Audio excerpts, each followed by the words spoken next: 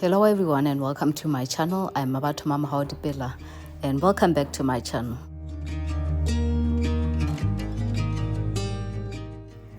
Many of us grew up believing that the kitchen is the heart of the home, which I agree with, but I also believe that if the kitchen is the heart of the home, then the bedroom is the brain and the soul of the home.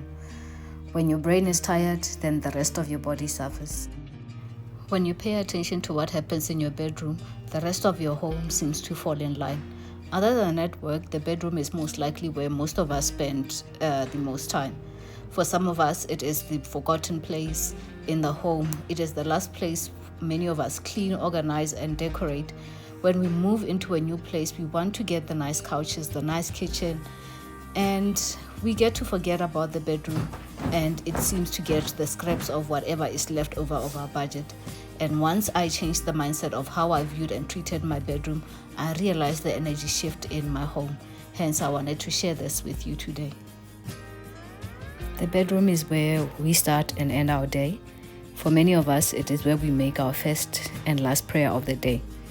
Every morning, we get ready, we look at ourselves in the mirror, and for those who do affirmations, it is the place where you give yourself a pep talk before you get out there and start your day.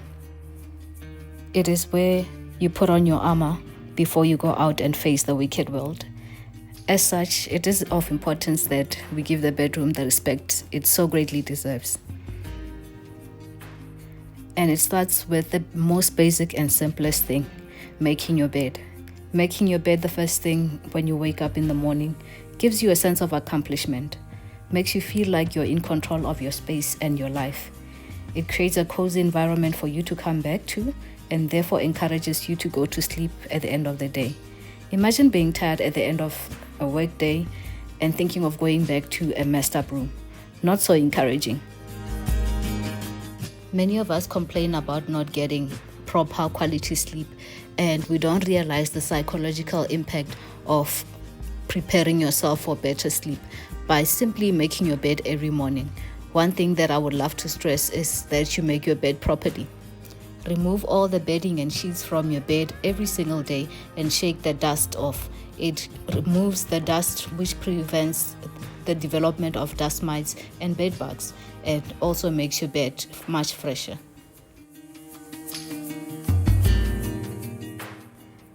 The next thing would be to keep your bedroom peaceful. The one thing I avoid doing is arguing in the bedroom. To me, it defiles the sanctity of your space. The bedroom is meant to be a place for intimacy, and no one wants to be intimate in a place of war. The battleground is filled with bloodshed, and your bedroom should not be turned into one. They say you never go to bed angry, which can be impossible sometimes. But if you find yourself going to bed angry at your partner, remember that sometimes all you need to do is give them a touch with your leg to make peace, to let them know that it is safe. When the words fail, the bedroom can be a place for restoration. Intimacy allows you to be vulnerable with one another, therefore increasing the bond that you share with each other.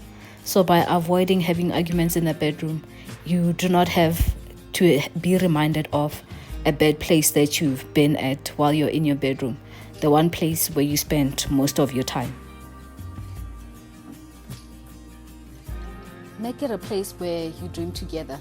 There is a reason why, when a lot of couples move in together, the first thing they want to do is replace the bed, because no one wants to sleep in a bed that was slept on by somebody previously, because there's something sacred about the two of you coming into a bedroom and, having some nice pillow talk. And the best part of pillow talk is dreaming together, where you two can come in together in your bedroom and just put your head on your pillow and just dream. And even if you're single, you can still do that in your bedroom. There is a reason why there's something called daydreaming, because it's in dreams that you get to plan your future, you get to visualize what your life could be like. And when you start to treat your bedroom as a place where the two of you can dream together, it makes it a very special place for the two of you. And for me, I would rather have my bedroom be a place to dream with my partner than for us to fight here. And that kind of changed my mind and my outlook on how I see my family moving forward, because I found that in most cases when I'm sitting with my husband in the bedroom, we can tell each other all kinds of stories and promises, and it makes it more fun than when you're sitting in the living room. In the living room, I feel like things can be too formal, but when you're sitting here in the bedroom and you're just lying there on your partner's chest or even on your own, you get to be in a different dimension in your head, and also in your thinking, that it becomes very nice, and that is very special for me. I do retreat to my bedroom quite often when I'm feeling a little bit overwhelmed, or when I feel like I'm trying to think about things and I cannot seem to focus on one single direction. Then I just retreat to my bedroom, and I know when I come in here and I just lay down on my pillow, and my husband will be asking me, what are you doing in here? But little do they know that I feel like it's a place where I can lay down my dreams and visualize my future without feeling the chaos of the living room. By choosing not to have arguments in the bedroom, what it does for me is it allows me time to process. The last thing that I want to do is get into a disagreement or an argument over my emotions. That is something that I can control. And the more I wait for the right time for my husband and I to get together and talk about whatever it is that we are disagreeing about, the more I get to sit there in my thoughts and also in my emotions and process it before we can actually talk about it. In most cases, some things that you think are so big, they actually are very little things that you actually need to calm your emotions down in order for you to see that. And the fact that we have Mahau in the house, it means that now we have to wait for her to go to sleep before we can have that discussion in the living room about whatever issue that we have. And that slows down the reaction that I have towards whatever situation that may be going on. My husband is very non-confrontational, so if he can avoid the issue, he will definitely do that, which I think is kind of the response from most men. They like to avoid things and hope they go away. And for me, if I feel like there is really a need for us to talk about it, I have to wait for Mahau to go to sleep, and that does wonders for my mood and my thinking, because then when it's well thought out and processed, then it's not emotional. Then I can have a logical conversation and discussion that has a good end point. It allows me to think about what my goal for that discussion is and what I hope to achieve out of it without just blowing up.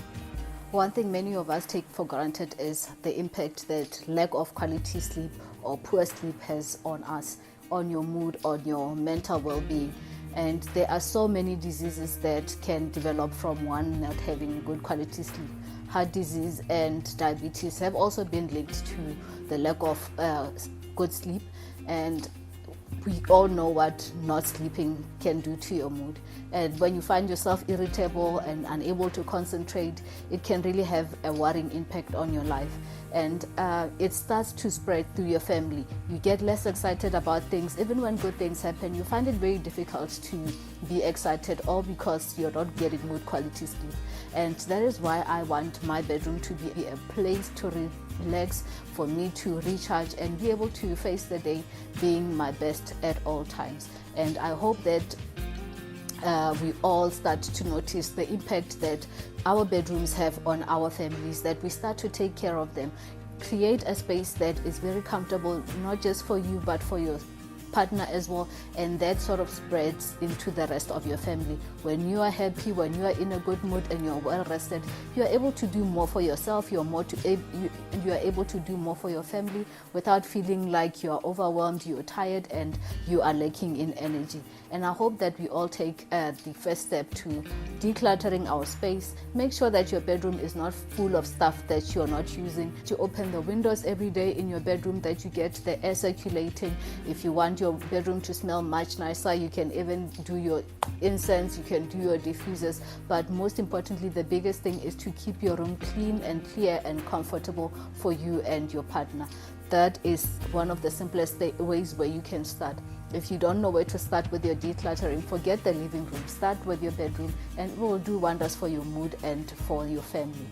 instead of worrying about that fancy bag or the expensive shoes, I think the best investment you can do is buy yourself a good quality mattress and a good quality pillow. And it doesn't really have to be expensive. Buy the best quality that you can afford. By keeping your bedding and sheets washed and cleaned regularly, you create a space that smells fresh all the time and also feels comfortable every time when you get into the bed at night.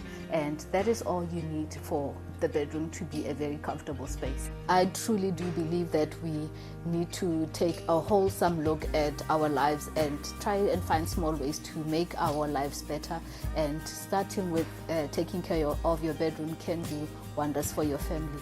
I do really hope you have enjoyed this video and you will continue to like, share and subscribe, and I hope to see you in the next video. I'm Mabat Mama Haudipela, and bye bye.